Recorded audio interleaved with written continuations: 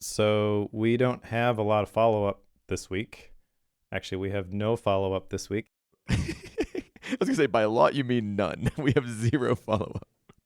Yes, that is correct. There is no follow-up. Kind of knew that when we were getting into the last book, but I have a question for you. yeah, I knew you were Yeah, gonna go here. yes, you did know I was gonna do this. Um, so you launched Life HQ officially October 1st, which was yesterday, because today's October 2nd. Um, I want to know about it. I want to hear about it. Like, what has your last couple weeks been like? How did it go? How are you feeling about it? I know that you're super tired, but other than that, how's everything else? It's going well. The launch is.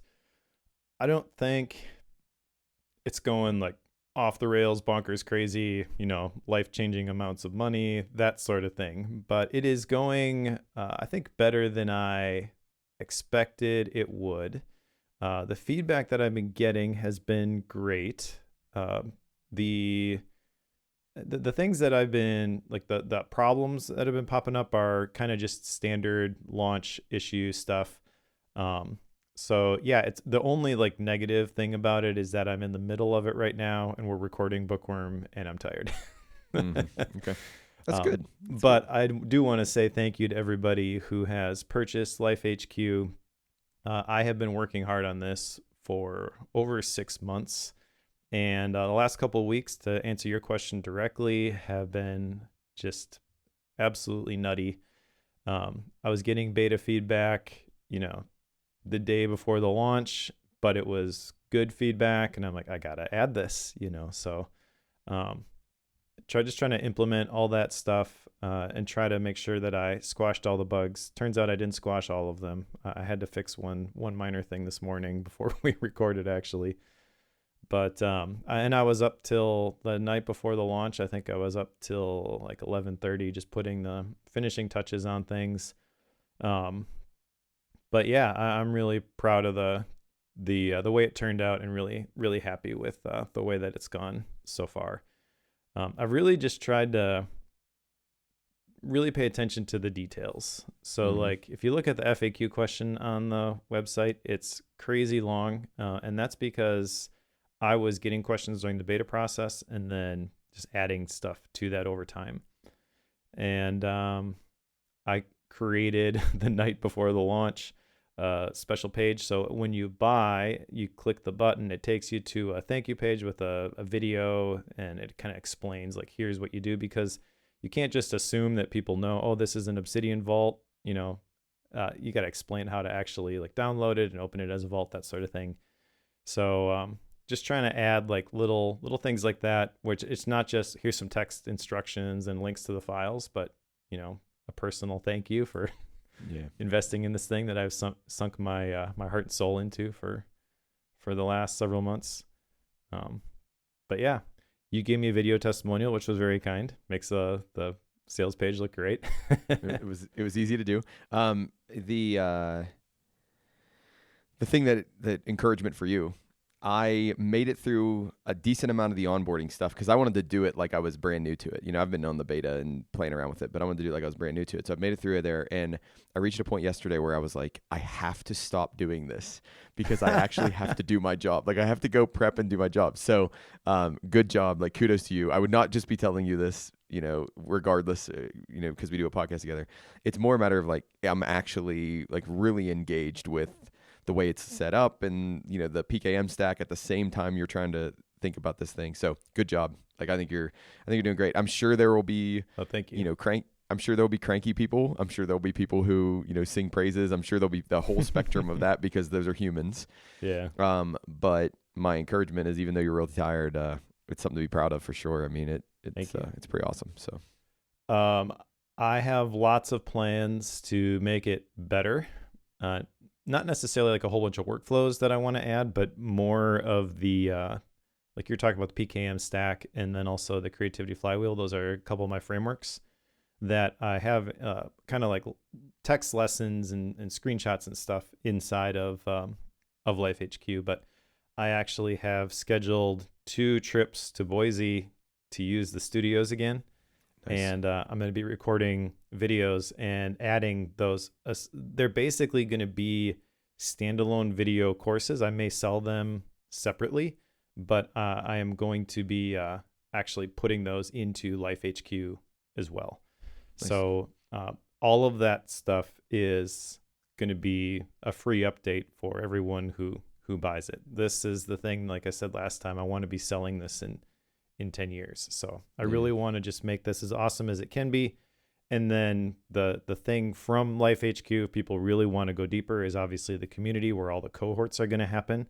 We do have a life theme cohort coming up in November. I think it's November 11th, if I'm not mistaken. It's that second Monday. And I am not going to launch cohorts anymore. Launches are exhausting. So what I'm going to be doing is actually bundling those cohorts into the community. And if you look at the sales page for Life HQ, I kind of talk a little bit about this, but when you buy a year of the community, you actually get access to all the workshops. You get access to all of the cohorts. So the life theme cohort and also the practical PKM cohort for 1 calendar year. And I just think this is a much better value for people. Plus also, like, the community is always hopping when we're doing those cohorts. I want that engagement in the community. So I just came to the point where it's like, why don't I just bundle this within the community? So that one in November will be the first one that we will be doing. That's fully inside the community. But that community is not able to be joined separately. So there's actually a version with Life HQ. And if you're interested in those cohorts, I would actually encourage you to sign up for that option. If you already bought Life HQ, you want to add that on, let me know, because that is going to be cheaper than the one that will be available when the Life Theme cohort opens in November. So it's basically a $400 add-on, and it's a yearly subscription. My goal is I want to turn this into like the PKM version of Ali Abdaal's productivity lab, or like Jay Klaus's lab, which I'm a member of Jay Klaus's lab, and stole a lot of really great ideas from him. But both of those are like $1,000 and $2,000 a year respectively. Like, that's the level of programming I want to get to. It's not the price point I want to get to, but just, to kind of set the expectation for where this is going. This is not, give me $10 a month to support your favorite creator. This is for people who really want to dive in deep with the PKM stuff. I've already done a personal retreat workshop. I've got a mind mapping workshop. So those monthly workshops will be in there, and then the cohorts as well. So that'll be nice. When it launches separately, it'll be $497 for the year. So you'll save $100 basically if you buy that option with Life HQ right now. Nice. And the practical PKM cohort last time I sold for $500 alone. Actually, that was the low level version. The one above that with the more direct support was more than that. So that's all bundled into the community now. I'm hoping that makes sense, but people have questions, they can reach out to me. It's awesome. You're putting together a pretty awesome suite of products and activities and events and things. So it's exciting to see it from this side. Kind of as much as I've seen, it's been pretty fun. So I'm sure it's more stressful and probably less fun for you, but well, it is stressful. I think it is fun though. Like, once I decided Life HQ was the thing I wanted to make, it kind of all clicked into place. I'll have other like smaller courses, but they're all going to point back to Life HQ. That's a signature product. And then that's kind of like, you can just buy that, go through it on your own. If you want more help, you can join the community. Like, it's very simple. And that's what I like about it. And it makes clear like what the next steps are and what I should be doing and where stuff needs to be done, all that kind of stuff. So yeah, I'm a big fan of this model. I hope it makes sense to other people and other people like it too. But good work. Let's talk about a book now. Let's do it. So today's book is Storyworthy by Matthew Dix. And this was a book that I came across because Ali Abdaal kept raving about it.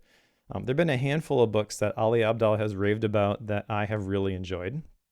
One of them was The Pathless Path by Paul Millard. We're going to be doing another Paul Millard book here shortly. So that one, I felt like Ali did not steer me wrong. And I have had Storyworthy by Matthew Dix for a very long time on my bookshelf, but have never taken the time to read it, probably because it's over 300 pages. Yeah. But yeah, Matthew Dix is a teacher and storyteller. I think he teaches 5th grade, he said. Yeah, that's right. That's right.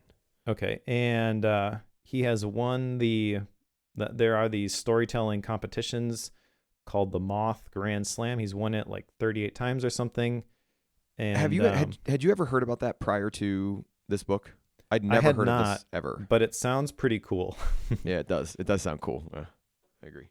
Well, and the structure of it sounds cool too, to where like for some of the, not the Grand Slams, but like some of the precursor shows, people just show up, you put your name in a hat, and they pick 10 names out of the hat, and those are the people that get to tell the story that night. And like that's a cool model. I mean, It is. it's just yeah. Yeah, and so there will be hundreds of people there most of the time, but not everybody has volunteered to tell a story. So you say, yeah, I'm good to tell a story, and then, yeah, the numbers go in the hat, and then you might get picked, you might not. You have no idea when you're going to go. Sometimes you go first. That's kind of the spot that nobody likes. And then they grade you. There's like a panel of judges, and they grade your performance, and they pick a winner for every. I don't know how often they do it, but it kind of sounds like a more stressful version of Toastmasters. I was going to ask you. So at one point, Toastmasters came up in my head, and I was like, I wonder how this compares to what Mike's experience was with Toastmasters. My suspicion would be Toastmasters is more formal, like you're actually like doing things, but I don't know. Like I've never done Toastmasters. It probably is a little bit more formal, but I've never done a Moth Grand Slam, so I couldn't tell you. Yeah. I actually have a Toastmasters related anecdote that I want to discuss when we get to part 3. So, okay. Well, I'm sure we'll talk about that more. But this book, I guess, to get back to what we're talking about today, there are 3 parts to this book. Part 1 is finding your story. Part 2 is crafting your story. Part 3 is telling your story. And if I were to kind of give a synopsis of this book, it's sort of like how to be a good storyteller 101. And Matthew Dix is probably the most qualified person on the planet to do this. Not just because he's won all the Grand Slams, but he has a whole bunch of stories that he weaves into this. He's got a YouTube channel where he shares a lot of this stuff. I did not go look at the YouTube channel, but it would be interesting to see some of these stories in video form versus written form. But there are essentially, in all of these different parts, 23 different chapters. Some of the chapters are simply a story that he tells at the beginning, like chapter 6, Charity Thief, where it's setting the stage for some principles that he's going to talk about in the following chapters. And we are not going to tackle this chapter by chapter. We are going to tackle this in parts. We'll try to put chapter markers for where we end up talking about different anchor concepts, or there's lengthy discussion about specific things. But I really think we just got to tackle this part by part. If you think that's a good approach. No, I think that's perfect.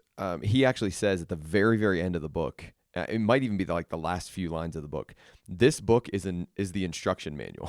Like he rates it as, I wrote this book to help you become a better storyteller. Essentially, like I'm going to put my teacher hat on, but I'm just going to teach you about storytelling, and that's the whole point of this book. So I really think that's a good way to frame the book before we get into the discussion. You mentioned that there are chapters that are just stories, basically like Charity Thief, but then he also does what he calls story breaks in between, and those aren't chapters. They're like maybe a page or two. I don't even know. Like they're very much not long, but he basically just tells you a story. Like he just kind of in the middle of it tells you the story, which we'll talk about that more in style and rating. But like that's the other thing. So you got these 23 chapters broken into 3 parts, and then every so often he just like pops in. He calls it story break, and he just pops in, and it's like I have to think that's him like just being like, okay, I just have to tell him a story right now. Like I can't keep teaching this thing. I just have to tell him a story, and whether it really relates or not is kind of funny. Like because some of them don't. It's just this random story, and then it moves on to the next thing. So I don't think we're going to talk about those as much. Correct me if I'm wrong. I suspect that the story breaks are just going to be in there, and you're going to read them if you go read the book. Yeah, I mean, maybe there'll be some specific stories that will come up in our discussion here, but I actually think the value here for bookworm listeners is probably just the principles and maybe some of the exercises. So, spoiler alert, I guess, for regular show listeners, we do have a pro show. It's $8 a month, $7 a month, Seven. Yep. Seven. Patreon.com/bookwormfm, which gets you access to a bootleg version and a pro version. The pro version has no ads. When we do have them, they're removed. And it also includes a pro segment. So for the pro segment today, Cory and I went through an exercise called first, last, best, worst as it pertains to coffee. That is actually from the first section. And so we'll talk about those exercises and things, but we won't actually go through and we won't share the details of a lot of the stories that he shares. But, it comes up often in the books that we read. It's like, oh, this person's a really good storyteller. I feel like I can't say that anymore because Matthew Dix is way above every other author that we have ever read in terms of his ability to tell a good story. He really is. I have another question for you about the motivation behind this book. So you mentioned, Ali Abdaal rated it super high and that put it on your list. Do you have a desire? I mean, I know you've done Toastmasters. Do you have a desire to be a better storyteller? Do you have a desire to tell more stories? Like, was there any kind of motivation there for you? Because this was your book, you chose it. I mean, I teach, so the ability to tell a good story in the middle of class or make something connect and relate, it's very, very helpful for me to gain the skills from this book. But what's your goal out of this? Well, actually, before I answer that, let's move to part one, because the answer is actually one of the first things that he says in this section. Okay. All right. So part one has 5 different chapters. Finding Your Story is the name of the part. And then chapter 1 is My Promise to You. So this is basically Matthew Dix explaining why you should read this book. And this hits on the answer to your question. So I jotted 3 things down in my mind map file. Storytelling is for everyone. Whatever you do, storytelling will help, and you can be a great storyteller. So yes, I do want to become a better storyteller. I don't necessarily want to become a better storyteller so that I can stand on a stage and tell stories. I do like that, but really the point of emphasis for me right now has been on the writing process. Gotcha. By the time this goes live, I will probably be in the rite of passage cohort. Oh yeah, I forgot. Yeah. So I got a scholarship, not a full scholarship, but a good chunk of it was paid for. It's the last one that they're doing, so I really wanted to do it. It's been on my radar for a while. Everyone I know that's gone through it has said that it's been life-changing. So it just so happened that I was able to make it happen. And I know that in there, they kind of talk about personal monopolies and just telling your story, your unique angle on things. But I the way that they message that, and I also listened to David Perell's podcast, How I Write, which is really, really good. It's very evident that both David and all the guests that he has, which are like Morgan Housel, Stephen Pressfield, like big name authors, they are really good at telling stories. And I feel like there's been a something intriguing to me about that. I feel like I'm a decent writer, but I feel like if I could get better at storytelling, I can see how that would benefit the newsletter. It would benefit the YouTube videos. It would benefit any sort of like course materials that I would write scripts for. But I don't know exactly how. Like, I don't look at my scripts right now and say, these are boring. I wish I had a formula for writing a better story. That's not it at all. It's more so just I have gotten better at this thing. I recognize that writing is the foundation for everything that I do creatively online, and I want to get even better at it. And this feels like an aspect of that I could improve in. Okay, good. Yeah, I like that he talks about like that everybody can be one, that like it's a skill that you can develop. So it's more art than science. Like I like all those aspects of it. I'm driven by stories, right? It's the reason why I watch movies. It's the reason why I read nonfiction books or listen to them when, I'm doing things. I like to get caught up into the world, like into these worlds. So for Mike wouldn't do my pro show one today, which is basically what world would you want to live in if you had to live in like a fictional world. But it's like I love thinking about stuff like that. It's like, oh, I would want to be in that world because they made that, they set that stage so well in those character development. So We can do that one for next time if you want. okay, all right. So Mike, so we go into what I thought was interesting about this part one. I don't remember, so correct me if I'm wrong. He doesn't actually say this is a story and like here is the definition of a story, does he? I don't remember him ever like defining it. He provides a ton of characteristics, but maybe I'm wrong and I didn't grab that. Did he do it? I think you're right in that he doesn't provide like a dictionary definition. This is, on page, whatever, what a story is. Chapter 2 is what is a story. And there are some things I jotted down there which I think are important, but yeah, he doesn't explain specifically like these are the characteristics. Because I was looking for like it starts this way, it does this, it does that, it does that. It's more a matter of like it has this component, it has this component. You think about it this way. So for instance, true. Like it's better if it's true. It's got to be a change over time. Then he'll get later in the book, he'll start talking about physical location and it needs to be anchored in a physical location. And it's like, he's got all these characteristics, but I was really shocked that he doesn't come out and say, all right, here's a story. And it was like, oh, okay. That's a surprising thing to me. Yeah. I actually don't mind that. I didn't even really notice that until you called it out.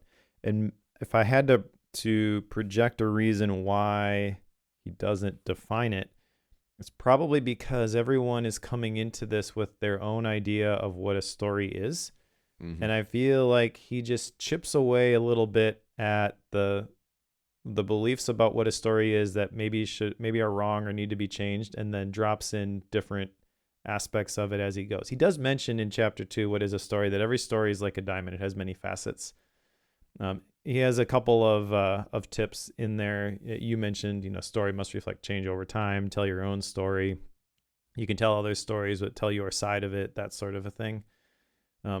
But I realized as we went along that he just kept adding additional details, and you could sort of see what an effective story looks like. Not the definition, but sort of like I know it when I see it, develop as he went through all of these different chapters. And maybe that's not as necessary because he has so many stories in here that he's giving you practical examples as you go. So there's always that one that he just shared, which is sort of anchoring in the back of your mind as he's talking about these different things. Yeah, I agree. Like I think he does a really good job telling you what a story is and showing you what a story is without defining it in a way that it's like forced or it's overly done. All right. I didn't like, we're kind of working through the chapters without actually like going super deep into them. But so if I push you too fast, let me know. But it's like, all right. I actually didn't like homework for life, right? So chapter 3 is homework for life. I didn't like that.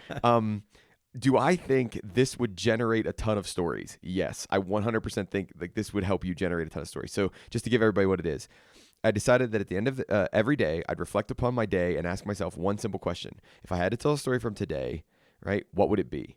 And he basically outlines this process of like trying to figure out like what's the one story, a sentence or two that captures the moment.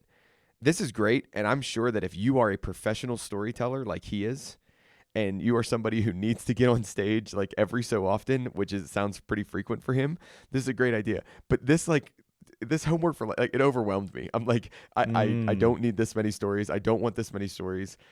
And maybe it was because like I don't know. Like I just felt overwhelmed like while I was reading this chapter. Like are you gonna do this? Like are you actually gonna do homework for life? Yes. Is it one of your reflection questions? Spoiler alert. Yes, that's my one action item, I think. Now, I'm not going to do it exactly the way that he describes it, though. So, and there's context for this. So we mentioned Toastmasters previously, and at one point, remind me to come back to this, but at one point, I was performing for the district finals in the humorous speech contest, and I don't think I'm a funny guy. This is the thing I want to talk about, part 3, how I actually got there. But I lost at that district conference to this professional comedian. But while I was there, kind of like the keynote speaker was this guy named Aaron Beverly, who at that time had competed in the world championship of public speaking, I think is what they call like the big Toastmasters conference. And he had been runner up. He has since won the world championship of public speaking. But at the time, he was a runner-up, and there was a video that he shared of his speech, because Toastmasters has this very specific format. You say the name of the speech, the person's name, then you repeat the person's name and the name of the speech. So he wanted to get the audience on his side from the very beginning. His title was like 41 words long. So you have this very formal guy up at the podium saying this big, long speech, Aaron Beverly, and then Aaron Beverly, and he's got to say the speech again. Everyone's like cracking up. Yeah. So it was really good. And while he was there, I actually got connected with him, and I did individual coaching with him for a while. Okay. Because he was just trying to get his like consulting business going. And one of the pieces of homework that he gave me was to create a story file. And it was basically just have a bunch of stories and different formats that you can pull out and you can tell different places. And he was encouraging me to have like these stories and like a really short version, a longer version. And I feel like one of the stories that came from that I end up telling different places, different ways, is the story of how I hurt myself when I was training for my first half marathon. I'm not going to go through the whole story again because people listen to this podcast probably heard it like 12 times. But that was different versions of that came out of that story file exercise. And when I moved over to Obsidian, I had that story file, but I've kind of neglected it. And I realized that some of those stories have gotten a little bit stale. And also there are other stories that should be added to that file. And I already have the journaling stuff that I do in Obsidian every single day. So it's going to be really easy for me to create a quick add thing, just like I do for the journal entries, just like I do for the gratitude. And I'm not committing to adding something there every single day like he's saying, but I am going to have that on my daily note. And when I'm doing my journaling at the end of the day, basically just asking myself, was there a cool story from today? And I don't have the specifics of like what exactly that, like how I'm going to phrase the section or anything like that, but that's what I want to do is I want to start logging those stories. I should have known you would have put this in your daily prompts. Like it didn't, like that never even crossed my mind. It's like, oh, really? Yeah, this is Mike. This is Mike we're talking about here. Like this would definitely have become one of his daily prompts. And that might just indicate to you how I don't use daily prompts. So therefore they're not anywhere near the front of my brain, but you use them so much that this actually makes complete sense that you would add your homework for life to the daily prompts. I think one of the things that I guess ruins this for me, ruins is the wrong word, but you know what I mean, that like makes me not think I'm going to do this is I don't have any desire to like tell a lot of stories like publicly and on stage. But I also understand that that's not the point of what he's saying. He's saying if you're at dinner, if you're out with friends, if you're doing any of this stuff, we're always telling stories. And the better storyteller we are, the more we relate to people and the more they like to hang out with us and all of that stuff. So it's like, I get why this makes sense and I get why I should do this. But my brain goes, well, I'm not going to be on stage telling stories. Like, I don't need to make a story file and all this stuff. I did add a note or a task to my Obsidian that said create a story file, because I really like that idea of creating a story file where I go in every so often and I update it with the ideas of the stories. So, okay. Yeah, and the genesis of the story file, at the time that I got that advice, it wasn't so you have a bunch of speeches that you can give. It was just so you have a story to tell in these unexpected moments that pop up. And I've realized over and over and over again that that's valuable to have. Sometimes those moments are with other people. You're at a dinner or something. Sometimes it's, I need a newsletter topic for Monday. Like you kind of don't know what they're going to look like, but they are valuable to have like a backlog of that stuff. The one that I didn't like from this section was dreaming at the end of your pen, which is basically like the morning pages from The Artist's Way by Julia Cameron. Are you familiar with The Artist's Way and morning pages? Not as much the book, but I am familiar with morning pages. So I've either heard you talk about it or I've heard somebody talk about it at some point. Um, yeah, it's like free writing in the morning, right? Yeah, so Yeah. morning pages is 3 pages of stream of conscious writing, and I've done it before, but it hasn't stuck, and I just think it's really not for me. I do see the benefit that comes from it, and I just feel like the crash and burn exercise that he talks about here uh, is kind of unnecessary structure added to this. There's really Yeah. not a whole lot new that's here. I do like his advice of always starting with an object in the room, because I feel like just starting with that stuff is sometimes a big mental hurdle that people have to get over.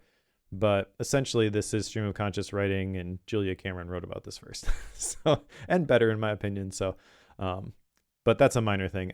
The other one that is from this section is chapter 5, the first, last, best, worst, which, as I mentioned, we actually went through that already. I thought that sounded like a cool exercise when I read about it, and then when we went through it, I think it was really cool. So Yeah, I agree with that. Remind me, because I could have swore I took some notes on this. What was the crash and burn exercise? What was the mechanic behind it? um Did you note oh, that? I'm 'Cause sorry. I didn't. think I okay, you must not get attached to any one idea. You must not judge any thought or idea that appears in your mind. You cannot allow the pen to stop moving. So the crash and burn is essentially like you stream of consciousness, and then you stop. Okay. You can't allow yourself to stop. Just jump to something else. That's the crash. Then you switch to something. Yeah, it is stream of consciousness writing. So, because I was like, I couldn't connect those two things in my head, but it is stream of consciousness writing, which I agree. Like, I don't resonate with that as much, but I very much resonate with the first, last, best, worst. The thing that's interesting about this book, so to the listeners, like he does throw out some of these like tricks, tips, tools to help you generate ideas, to help you create stories, to help you structure stories, to do these things. So when he says it's an instruction manual, like he's actually, really good at both giving you the philosophy behind the way he thinks about creating stories and like what stories are, at the same time with giving you practical things. So for somebody like me, this book like made a lot of sense because I got both these ideas. It's like, okay, how should I be thinking about it overarchingly from a storytelling perspective? But then also like, what are the smaller individual components of like making progress on becoming a better storyteller? So I really liked the way he did both of those things in the book. Yeah, I agree with that. Do you want to move on to part 2? Yeah, I think so. I'm ready. Part 2's Okay. huge. So It is. I'm looking at the time. yeah.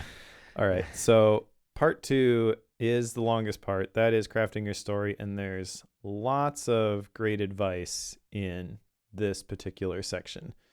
I kind of don't even know how to tackle this. I guess we'll mention the first chapter here is a story that he shares called Charity Thief, which he uses as a reference throughout probably the rest of the chapters in this section. So we go from chapter 6 to chapter 17.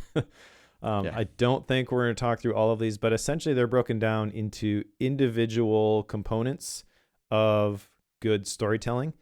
The next chapter, chapter 7, though, does include one that I think really kind of resonated with me, and that is that every story takes only 5 seconds to tell. And the big takeaway from this, if you're going to condense this down into a do this style action item, is whenever you have a story that you want to tell, you want to focus in on the 5 seconds of that story, which represent the pure transformation. And that's what you want to build off of. And sometimes you have to dig to find those 5-second moments. So just as an example, I guess, because I mentioned the hurting myself while running the half marathon, having to learn how to run again. My 5-second transformation there is when I crossed the finish line after the first half marathon, and I had hurt my leg. My patella tendon slipped off my kneecap on the side of my leg, so it was really painful. I knew I had, well, I didn't know how bad the injury was, but best case scenario, physical therapy, worst case scenario, surgery. Crossing that finish line because I was so focused on that goal, and then immediately after getting the medal, getting a bottle of water, like before I'm even out of the chute, feeling very depressed. Like, now what do I do? This identity that I had built is now just been shattered because I can't just pick another race, and the goalpost just moved. So it's not like the whole story of the year and a half of training for that first half marathon and everything that came after that. The story is really those 5 seconds.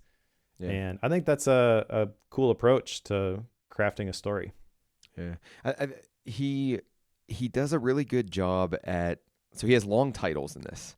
So he'll basically have the title that is like, here's the thing I'm going to talk about. And then like he'll add these like extended titles for it. So the title of this first chapter, because he hits it a couple different times in part 2, every story only takes 5 seconds to tell. And Jurassic Park wasn't a movie about dinosaurs, right? But I want to get to the idea of most stories aren't about what they seem on the face of it. Like they're about that 5 second moment, that moment of transformation, like you're talking about.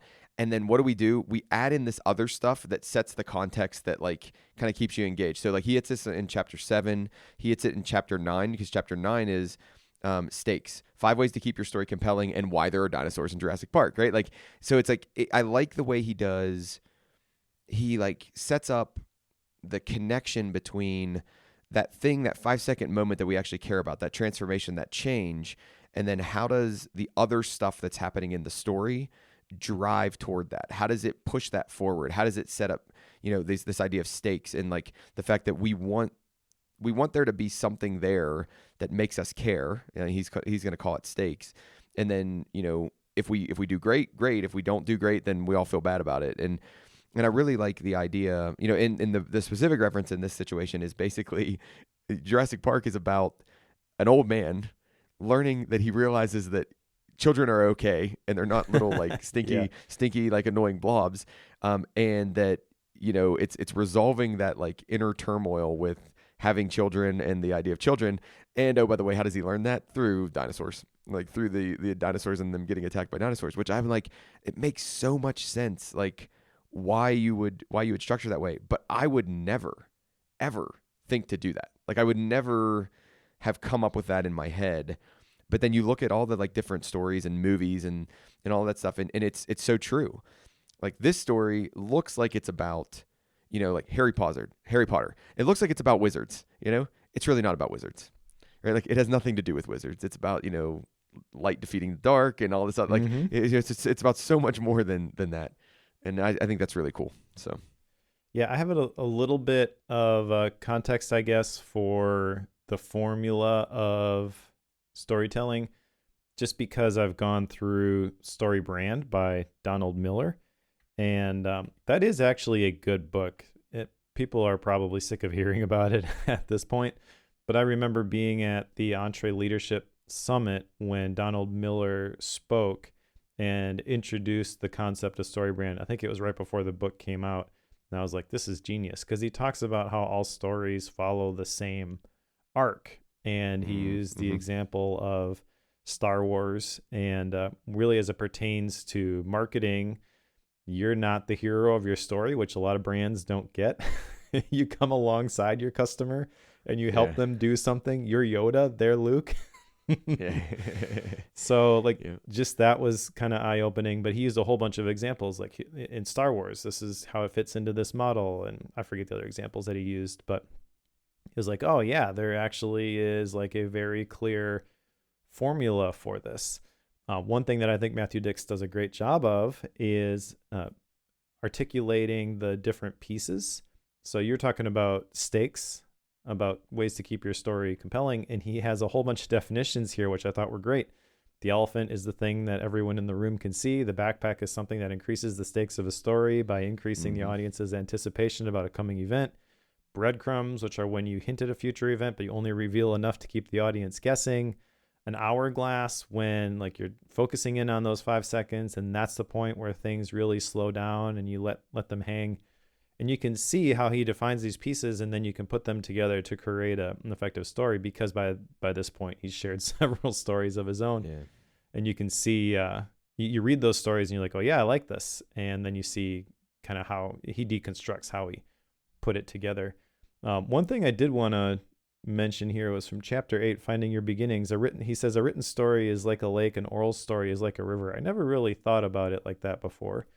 And I do think I tend to agree, I think, with the perspective in which he's explaining this, because a written story isn't moving. You're just working your way through the text that's on the page, where an oral story, things can just move right by you. Which related, that's why I'm not a fan of audiobooks most of the time. Because Understood. if you're, well, for nonfiction books specifically, for fiction, it's fine because they are literally telling you a story. For biographies, it's fine. Like Creativity Inc., that's one that I would listen to, stuff like that. Things I want to just like review, I'll listen to it. But if I come across a passage in a printed book, I can, my eyes stop moving down the page and I sit and I wrestle with that for a minute. If I come across a passage in an audiobook, my phone's in my pocket, the audio just keeps going. And I have the thought, oh, I should take this out and capture. Nah, it's all right. It's all right. The moment's gone. It just keeps moving. And the number of times I've like said, I want to write that down, and then I've had to rewind the audiobook like 6 times to actually capture it. It's like the friction there is just so high. So Yep. yeah, that makes total sense to me. I think Matthew does a really good job at effectively utilizing lists, because a lot of his chapters have lists in them, but they don't feel like lists. Like they feel like ideas that are coming out to you. So you brought up the first one where he unpacks the different stakes and like, the backpack and the crystal ball and all these other things. He does the same thing with the next chapter, which is the lies, permissible lies that you can do. It's essentially a list, right? So you got lie 1, lie 2, lie 3, assumptions and compression and progression. But it doesn't, like when I was reading it, I didn't feel like it was a list. I felt like it was, consider how you would lie in this way. And he doesn't couch lies in like bad things. I don't like the word lies, actually. I don't think he uses, like, I don't think the word lies does it justice. I do like the way he frames it though, because the issue, the reason he's bringing it up at all is he's figured out what makes a good story, and then he'll tell the story and somebody else who was part of that story, it's like, well, that's not exactly what happened. He's like, yeah, I know. Yeah. But the real version isn't as entertaining. So the 5 permissible lies he talks about are omission, compression, assumption, progression, and conflation. And I feel like he does a good job of explaining where, like, you do want to take, if you are so focused on telling a great story, there are things where you want to describe, again, it's not just like making stuff up, but it's like picking out and highlighting specific details. Okay. And he does call out at some point later that like you never are going to recall the event exactly as it happened. So don't put so much pressure on yourself to like absolutely nail it. Like figure out what makes the best story and tell it as truthfully as you can. So you're not just like pulling stuff out of thin air. You're not inserting stuff that wasn't there, but focus on the good stuff. You don't have to tell every single detail. That's boring. So this gets into an ethical issue, right? Because I'm reading this chapter thinking about, like, where do my ethics stand on this? So compression. Let's use compression for an example. So you and I are telling a story, or I'm telling you a story, and it started on Monday, and then the culmination of the story actually happens on Saturday. Well, when I'm telling you that story, I just let basically all the days, and this is an example he uses in the book. I basically let all the days in between go by, and I say it happened in the morning, and then it finished in the afternoon. And the reality is it doesn't actually impact the meaning of the story. Like that 5-second moment, that transformation, that change, doesn't matter that it happened on Monday and then finished on Saturday. And he's saying that a lot of times there will be a claim to say, like, just shrink it to one day. The audience gets it better. It resolves better, and it all is presented better. So it makes for a better story. And I start to go, well, yeah, but it's not a completely true story then. And then he would say it doesn't have to be a completely true story, because the goal here is to tell a story. The goal here is to, tell a good and compelling story. And I don't know how, like, there's something about that doesn't sit right with me. Although I put it in the context of, I go to one of these competitions, and is the expectation that my story is 100% detail for detail accurate? I don't think that's the case. Like, I don't think when I walk into there, anybody cares that it's 100% detail to detail accurate. Now, if I'm telling a story to, like, you or my wife or something like that, I also don't think they care about the story being as good as it needs to be to win a competition. So therefore I can be like, it started on Monday and then Saturday rolls around, and I don't think they get pulled out of the story like he's saying they would in the thing. So it's like, I get it. I understand what he's doing, but there's something in there in this lie section that I'm like, I just don't feel right about that. I just don't feel right about that. So So I don't know how you feel about it. I I sort of agree and sort of disagree, because I think the issue you have is that there's nuance to this. So if he's telling a story, this happened on Monday, then this happened on Saturday, and he just leaves out the date information, and you connect the dots that this has happened in a truncated time frame, I feel like that is different than saying in the morning this happened and then a couple of hours later this happened. Yes. I feel like if you were to actually see Matthew Dix tell a story, he's going to cherry pick the facts that he wants you to have. And your brain, as he's telling you the story, is going to try to connect all of these dots.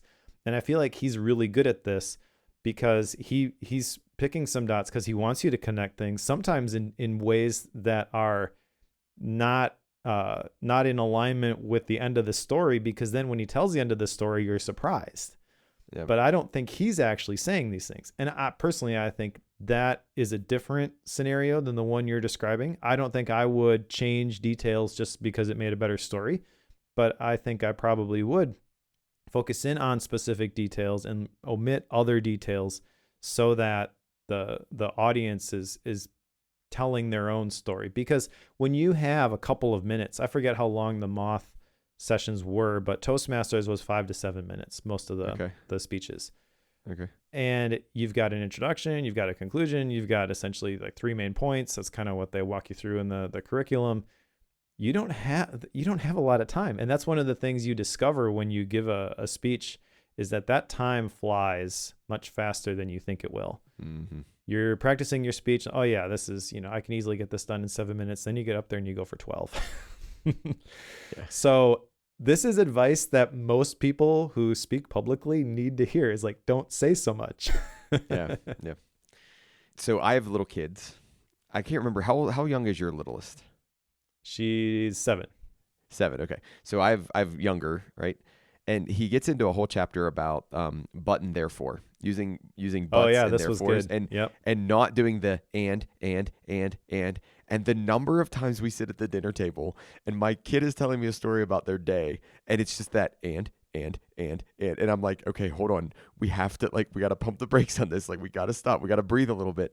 And I could not, and I fell off my bike, and I could not think of anything of like, this guy is spot on. Like these stories that they tell where it's just and they're so bad. They are just so, like, such bad stories.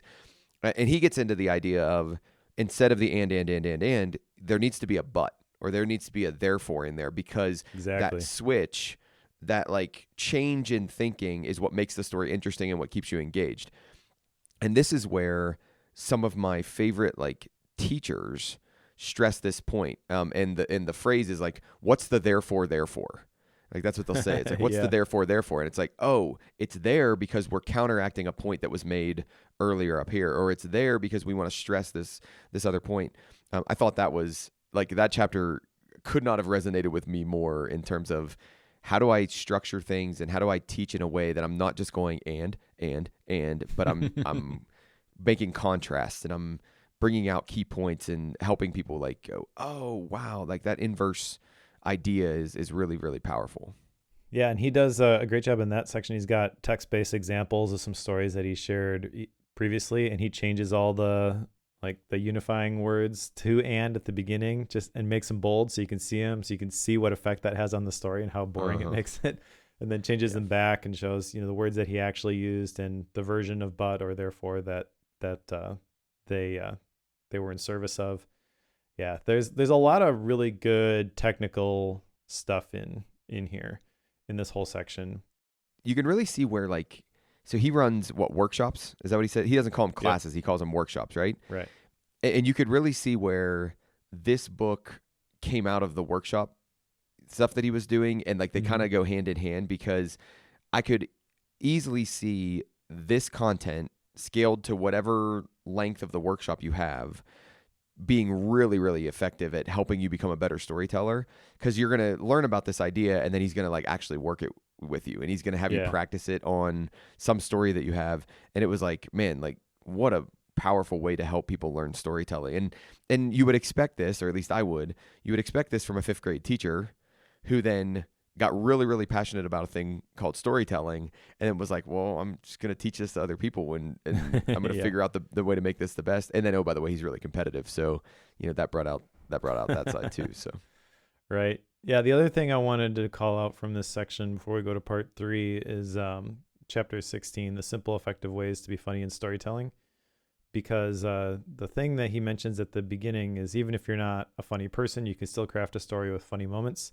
That's kind of what happened to me when I entered the humorous speech contest. I went into it thinking, like, I'm not a joke teller. This is going to be really hard. My kids were little at the time, and I just ended up crafting a speech about the funny things kids do, essentially, from a parenting perspective. And I kind of saw firsthand the things that he's talking about here. Like, you want things to be relatable to people, and you want to focus on these little moments. In this section, he talks about milk cans and baseballs, where milk cans are the setup and then baseballs are the punchline. As I told that the first time, and I kept progressing through the different competitions, that actually became more refined and more developed. So I really like this section, and I just wanted to, I guess, double click on the fact here that anybody can add humor like he does to a lot of these stories. I think if you don't have that experience, maybe you read this and you're like, well, Matthew Dix is just a really funny guy, but I can't do that. You can. You just have to understand how this stuff works. And also the thing that really you got to be aware of, he calls out in this section, is that jokes don't stay with you, stories do. Like, you go hear a stand-up comedian and you can't remember any of the jokes that they told the next day. But if somebody tells you a powerful story, that can stick with you the rest of your life. So make sure you're focusing on the content and not the humor, but then recognizing how the formula for humor works, I guess, is relevant for everybody. Yeah. I'll just summarize, like, my take on part 2. Part 2 was a large part of the meat of this book, right? I forget what you said. It's chapter 6 through 17 or something like that. I forget what it actually was, but like, it was not at all. It did not at all feel like, oh my gosh, will this section ever end? Like, will this part ever end? It was always like, oh, I can see how this idea relates to better storytelling. I can see how this idea relates to better storytelling. And it's not saying that you agree or disagree with every part of it, but you can see the value of everything that he's saying as it relates to better storytelling. So overall, like, I thought there were a lot of really actionable and tangible things to take away from part 2. There are. There's a lot of just like one-liner things that are tangible takeaways. Like chapter 17, your story can never be about 2 things. You got to pick one. Pick one. Which, think about the number of times you tell a story, though, that you realize it's about 2 different things at the same time, and you're you're confused in it. What a powerful takeaway. It's like, exactly. I read that and I was like, wow, I do that a lot. And he could have written, 100 pages on why that's not the thing to do, but he very succinctly addresses, don't do this, and this is why. Yep, exactly. This is one of those situations too where he does a good job at, like, explaining to you why you should listen to him without feeling like he's, like, bragging about it. Like, I didn't get the impression at all that he was like, look at me, I'm so amazing, I win all these, like, it was, he told you that, but he didn't do it in a way that was, like, over. But at the same time, like, I was like, man, this guy's a good storyteller. I should pay attention to what he's talking about. So I thought he balanced that well. Well, that's the perfect place to get into part 3. So you ready to go there? Yes, sir. Okay. So part 3, and I'm just going to jump straight to the section that pertains to what you were just talking about. That is chapter 19, the 2 ways of telling a hero story. He has 2 tips for telling success stories: malign yourself and malign your accomplishment. Yep. So other than the little decal style graphic at the beginning of 38-time Moth Grand Slam champion or whatever, every time he tells the stories, he's like, I'm an idiot. Here's all the dumb things I did, which makes him more relatable. That's kind of the whole point of that chapter 19. he tells a story where he's like, look at what I just told this one person who is about to go up on stage, and like he explains that he's like, he basically like makes her exponentially more nervous before she goes on stage, and he's like, I was such an idiot. Like I mean, he's like, I didn't even realize I was doing it. He's like, I wasn't competitive, I wasn't trying to do anything. I was just being dumb. And like I think about, oh yeah, I do that all the time. Like I said that thing, and I'm like, what was I thinking? Like I should have never been saying that. Right. No, I did, and that's funny because I didn't even mean to transition us into chapter 19, but it's so true how that works. Yeah, so this one, like part of as I'm going through this, I'm thinking like I don't really see a disconnect. Like this could have been part of part 2 as well, but then other times this does feel like, okay, now that you understand how this is all constructed, here's what you use tangibly going forward as you are crafting your own stories. So I think that makes sense. But there's so much good stuff in here. Like just in that section, he talks a little bit about how failure is more engaging than success. Humans love underdog stories. People prefer small stories over large leaps. So instead of telling a story about the full accomplishment, tell about a simple, like one small step. And like you can look at how he's done that with the different stories that he's told and be like, yeah, this makes a ton of sense. And it's kind of like one right after the other, these practical tips. This could easily be like 1,000 pages, I feel, with everything that he knows about this stuff. But he's done a really great job of condensing it down, even though it's like 330 pages. I do like chapter 18, the present tense is king. This is a great way to start this section. Really just encouraging you that when you're telling a story, tell it in the present tense. He shares, again, a personal story here and shares examples of like jumping back and forth between present and past tense so that he can fill in some backstory stuff. But the majority of the story is happening in the present tense. And with all the examples that he gives you, it really helps solidify these concepts so you really understand how they work. Yeah, I agree with the way you said it, and I like the way you said it, but it's basically like hit this point, hit this point, hit this point, hit this point, and like he's providing examples the whole time. But I'm looking at my notes, and like as more than any other book, like as I'm looking at these, like almost everything I've lined out is a key principle, and there are just so many of them in here. You called out some of them, but like don't ask rhetorical questions, don't ever use props, avoid anachronisms, right? Like there's just so many, and then he explains it, and you're like, oh yeah, like that makes sense why you wouldn't want to do that. And I've seen a story go wrong in that way, or it pulls you out of it. And then there's other ones like I've never even thought about that. He talks about everything. So this is the basically telling the story part. So before it was crafting the story, this is the telling the story. So then he gets into things in chapter 21. Like what should you do with profanity? What should you do with vulgarity? What should you do with other people's names and celebrities and references? And it's like, so have you thought about this? Let me give you a perspective on it. Or sometimes he even like just goes real hard on it. He's like, don't. He's like, just don't use props because it pulls people out of the story. And whether I'm sure that if you're more knowledgeable on this or you have, more experience than I do, you could say like, oh yeah, but there's this one time somebody told me a story and they used the props and it was amazing. And it's like, sure, I'm sure there are exceptions to the rule, but I just have to think that like a lot of these things he's throwing out there are the rule, that there are very, very few exceptions to, which I liked. I liked a lot. The problem I have, and I'll get to this in style and rating, there's so much in here that you almost feel like you need to like review it. And it's like, I know he covered a ton of stuff. If I actually want to get better at storytelling, how do I review this in an effective way? And this is where like your notes and your series of notes and pullouts come into play. But yeah, you download my mind map. That's why. Yeah, exactly. Yeah, exactly. You're right. There is a lot in here.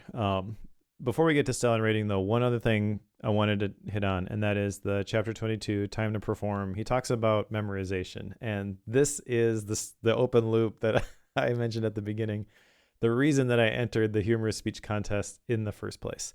So page 313, he talks about how some storytellers memorize word for word, and then they get on stage, they lose their place, and they just freeze. That actually happened to me when I was competing in I think it's the inspirational speech contest, which is kind of my wheelhouse, I feel.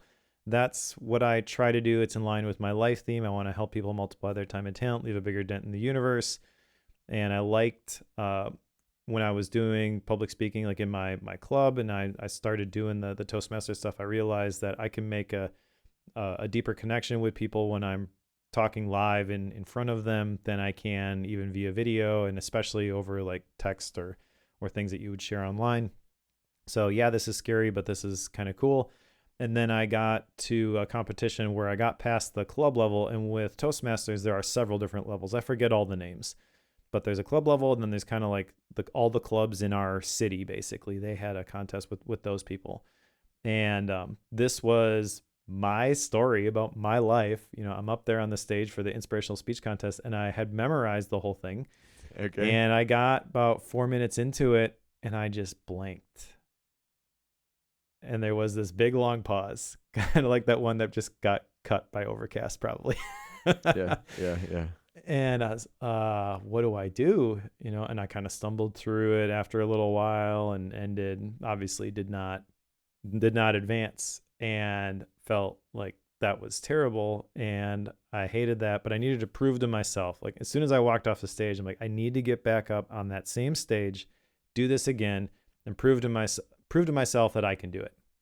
So I walked out of there. I'm like, what's the next contest I can enter? And it happened to be the humorous speech contest. Like, well, my only goal here is to get back up on that stage and deliver my speech in front of the actual judges. Yeah. And then I'll be done. You know, I'm not going to advance. I'm not funny. So I'll just deliver the speech and move on. And I won at that competition, and then I won at the next competition, and then I won at the next competition, and then I won at the next competition. And I made it to the district finals, which was the whole state of Wisconsin and Upper Michigan. That's where I lost to a professional comedian. Yeah. Which was cool. You know, I shared earlier, I got connected with her in Beverly while I was there, and a lot of good came from that. But that was never the goal. The goal was just, I got to get up on stage, because I fell into this trap that he talks about in chapter 22. So don't be like Mike. Do what he says. Don't memorize your story, but think about the different scenes, and only memorize 3 parts. Memorize the first few sentences, the last few sentences, and then all the different scenes in your story. And I think if there was like one takeaway that I would tell 18-year-old Mike to grok from this book, that would probably be it. Yeah, I've never been very good at memorizing anything, like in my life. Like I feel like it takes me 3 times as long and at least twice as much work as everyone else to memorize anything. Like, so states, capitals, any of that stuff, right? Like I had to work so much harder. And that's why, like, I didn't go into a field like biology or anything like that. I was like, I just don't want to memorize all the body parts, and I don't care, and I don't want to do that. So this was like, oh yeah, that makes sense, right? First sentence, last sentence, you know, scenes will walk you through, and it was like, okay, cool. As long as we can do that. But did you memorize it for the second time? Like the second time around, did you still memorize? I think, or when you started winning. I think, so I remember, well, with the humor part, that kind of changes it a little bit, because remember the milk cans and the baseball. So I'd gotten some advice from one of my mentors in the club who had been at that competition, and they basically walked me through the, what is it, Mind Palace idea, you know, where you have the different parts of your story, and they're basically related to rooms in your house. And I never really, like, the rooms of my house never really clicked for me, but I kind of made that my own. Okay, so there's like these different sections of the story, and these are the important things, like the milk cans, that I need in order to set up the punchline, which is happening here. So if you were to go back and listen to the recordings, they probably are very similar, but that wasn't the exact approach I took. I didn't realize that I was pushing back against memorizing at that point. I think I just kind of stumbled into a more effective way to do it. And if you were just watching me present, you probably would have thought the approach was the same, and I just didn't freeze that time. Yeah. The last one I want to bring up before we move on is this superhero idea. So the last chapter is, you know, to become a superhero. He talks about storytellers having a superpower. I think this is a really well-made point that's very, very valuable in terms of, he talks about it like you can make people feel good, whole, and right, inspire and inform, make them think in a different way, you know, make them think better about themselves or about the world. And what I want to call out here, because he doesn't call it out quite as much, at least from my memory, he doesn't.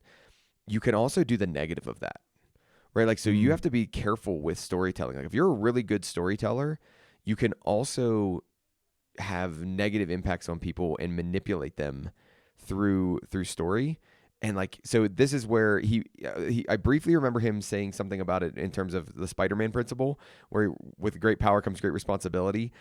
But like, yes, there's a lot of positives. Yes, you can do a lot of good, but you can also do a lot of bad. So you got to be careful. If you get really good at this, be really, really careful. And there are like examples through history of people who were really, really good, orators and really, really good storytellers. And it's like, oh man, like that's not good what they did, overall for society. Yeah. So you got to be really careful with that. But I agree with the principle. Like you essentially have a superpower, if you will. Right. Cool. Ready to move on to action items? Action items. Yes. All right. So I've got the one action item. Well, I guess there's a couple exercises he gives you. So you could say, I'm going to try this exercise. I'm going to try that exercise, whatever. But in terms of actually applying all of the things that he's mentioned here, the one that stood out to me was to start logging stories. And I captured this as a question mark because I'm going to add it to the template like we talked about. And I'm going to set up the quick add, so I can capture these things quickly when I'm journaling at the end of the day. But I am not putting pressure on myself to capture these. I'm going to see if it resonates. Like in the moment, do I feel like I have something, or do I feel like this is another big burden at the end of the day? Because if it feels like a burden, it's not going to stick. But it feels very similar to the gratitude practice that I've established at this point, where I force myself now to write about something that I'm grateful for every single day. And at first it was a little bit difficult.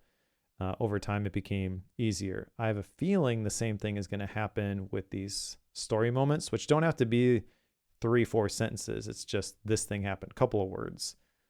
And then you can develop those into a story file later. But I just want to start capturing these to my daily note. Okay, I didn't have any action items coming into this recording. Not for really any reason. It's just nothing like jumped out at me in the book. Now you've inspired me through the story file idea. So my first action item, or my main action item, is going to be log key stories, and I'm going to narrow this down or scope this down to my family. Like, what are key stories from my family up until now that I want to make sure I don't forget? And I'm doing it purely as an archival mechanism. I want to make sure that like I have this file that I can go back to and like remember this thing that happened. So I want to add key stories from my family to the story file and at least brainstorm what those would be. Like get that one sentence down for those. The other one is like this, and this is more like a creative project idea. I think there's an interesting opportunity for like stories in certain contexts. So I don't want to be like just general storytelling. Like I think that's too broad for me. But is there like a creative outlet for storytelling in the context I care about? So I'm going to call this action item like creative project around specific storytelling. And I want to brainstorm that. I don't know what that means, but that's what I'm gonna do for now. So those are my two action items. Cool. Yep. All right. Style and rating. Yes. I have been kind of apprehensive about this because I think this is a phenomenal book, and I think it's a 5-star book. Okay. It feels a little bit weird to rate a book about storytelling as 5 stars because on the surface it feels like how much value can you really get from becoming a better storyteller? But the truth is quite a bit. It can significantly improve your life. Which was a little bit of a, like, I kind of knew that was going to happen. I sort of understood conceptually that point, but it's sort of like you know about something and then you know something at different levels. It's a different thing. Yeah. So I kind of, if you would ask me, do you understand the power of storytelling before this? Oh yeah, I understand it. Now I really understand it. And so I went into this thinking this is probably going to be a great book. It's probably going to be written perfectly from Matthew's point of view, and I'm going to rate it 4 stars because it's just a book about storytelling. Yeah. But I do think it's really good. And yeah, it feels weird like putting this one up there alongside Man's Search for Meaning and some other 5-star books maybe. But this is a really good one. I do think anybody who picks this up is going to enjoy it. I think it is definitely worth a read by anybody in the bookworm audience. I don't think everyone is going to be in the position to really want to sink their teeth into what he is talking about, and that's okay. If you just read it because he tells some interesting stories and maybe there's 1 or 2 things you get from it, it's still beneficial. But if you are looking for a book that is going to help you become a better storyteller, then this is the textbook. This is the one to read. I think this is probably the best book by Matthew Dicks. I had read one other one. I think it was Today is the Day, something or Someday is Today. That's what it was called. And that one was good, but this is next level. Like, this is so much better than that. And you could just tell, like, this is the thing that he really knows a ton about, cares a ton about. He's the guy for this. He is the storytelling guy. And so I think whether storytelling is something that you really want to improve as a skill, or it's just something that you're vaguely curious about, you will both enjoy this book and get a lot out of it. Good. I agree that this is a highly, this book gets a high rating from me as well. I won't go to 5. I don't think it's a 5 worthy book. One of the things that brings it down for me is and this is personal preference, right? So it's really nothing with the quality of the writing or the organization of the book or the way he uses examples or the points that he makes. Like, all of that stuff would be 5-star. Without a doubt, 5-star. I'm totally okay with that. Story breaks, even though I thought there were a ton of them, I thought they were all valuable and they weren't that long, so it didn't get me that much. I think some of how do I say this? I didn't resonate with some of the stories that he tells, like the context of some of the stories that he tells. So for me personally, that knocks the rating down some. So for instance, if you are on the more conservative side of life, which I am, right, admittedly, some of the stories he tells are like, oh man, like, holy shoot, like that's a story right there. And like, I would never tell that story. Like, I would never even think to tell that story. That story would never even like, would it be a good story to the population of people in the world? Yes, I'm sure they would like it. They would get a lot out of it. Sometimes they would laugh. Sometimes they would cry and be shocked and awed and all of those things. But like, I would never, ever even think to tell that story, much less tell it on stage, right? Like, much less tell it to a room full of 500 people. But I can see why he would do that if you're trying to construct the best story possible and you're trying to win a competition, right? It would be a really good story that hits a lot of his points: emotional response, physical location, like it hits all of these points that he brings out. So for that reason, pretty much alone, it drops it to a 4.5. Like, so I'm not going to, I can't give it a 5. But that's, again, I'll freely admit it's purely personal. Like, if you don't have that bent of like that conservative, kind of bent, okay, you'd be fine. Like, you'll be like, oh no, he's crazy. Like, Cory's crazy on that rating, dropping it down. But it's a 4.5 for me because of that. Otherwise, from a content standpoint, I knew the one other thing I wanted to say is, like, this book will change the way I think about stories forever. Like, I will now, like, look at a story and be like, okay, what is the 5-second thing that they're trying to tell me? And then how are they filling in with all this other stuff? And then how are they using physical location? And how are they doing this other, like, this book changes the way I think about stories. And that's why it bounces above the 4 and goes to a 4.5. Because I don't think I'll ever look at stories again. And I also don't think I'll ever craft stories again the same way. So huge. I highly recommend that if you're interested in stories at all, I highly recommend you read this one. Nice. I want to respond to something that you shared, and I'm not trying to adjust your or influence your rating at all, but you mentioned the conservative bent because I also have a conservative bent. Yeah. But I realized that I have a different context probably than you do, and I also know some more details of some of the stories that he did not share here because I had read his other book, Some Days Today. Okay. Like he alludes to a couple of different times when he was a McDonald's manager and the thieves broke in and held the gun to his head and opened the safe or we're going to kill you.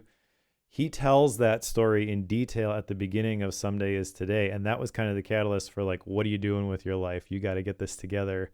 And that's sort of like a productivity book and essentially just don't waste your time. And he talks about meeting somebody and they don't have time to write. And he's like, well, you have a phone. You've got a couple minutes here and there. Like I wrote a page on my phone in the 10 minutes I was waiting for you because you were late for the meeting. Like that's not, just as an illustration of how you can redeem those moments. So I think you're right though. I can put myself in your shoes and think about like, especially some of the ways that he frames the stories. He does it a little bit for shock value.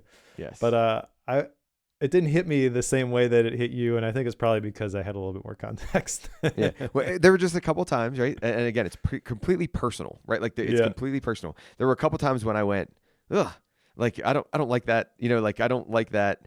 In his words, from what chapter would it be? One of the later chapters, it's like 22 or something like that. Yeah, let me think.